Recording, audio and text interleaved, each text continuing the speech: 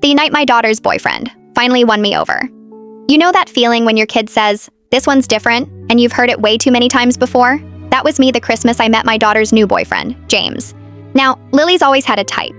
And by type, I mean walking red flags with guitars, conspiracy theories, or trust funds. So when she called saying she was bringing someone home for the holidays, I mentally prepared for another memorable Christmas dinner. He showed up on our snowy porch, bouquet of lilies in hand, nervous smile, polite as ever. "It's lovely to meet you, Mrs. Green. Lily mentioned these are your favorite. I hadn't heard that level of thoughtfulness from anyone she dated before." I'll admit, I was intrigued and suspicious. Dinner went shockingly well.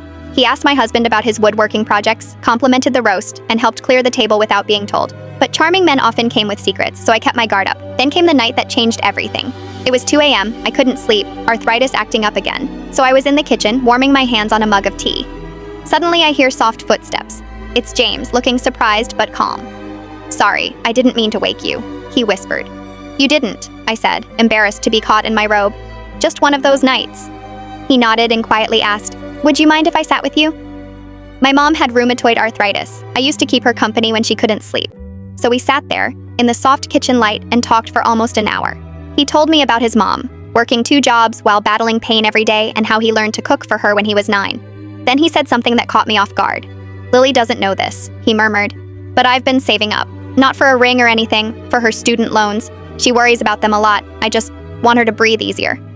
I couldn't even speak for a second. My throat tightened. The next morning, I woke up to find a heating pad on my nightstand and a note that said, "This helped my mom. Hope it helps you too." That's when I realized this man wasn't performing. He was caring, quietly, genuinely.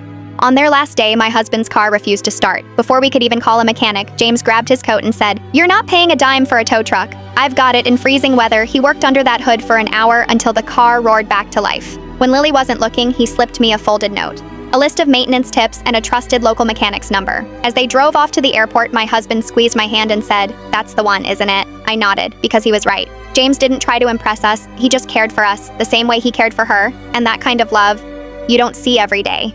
Would you trust your instincts, or wait for someone to prove they're different? Let me know below, and don't forget to like and subscribe for more stories that remind us what love really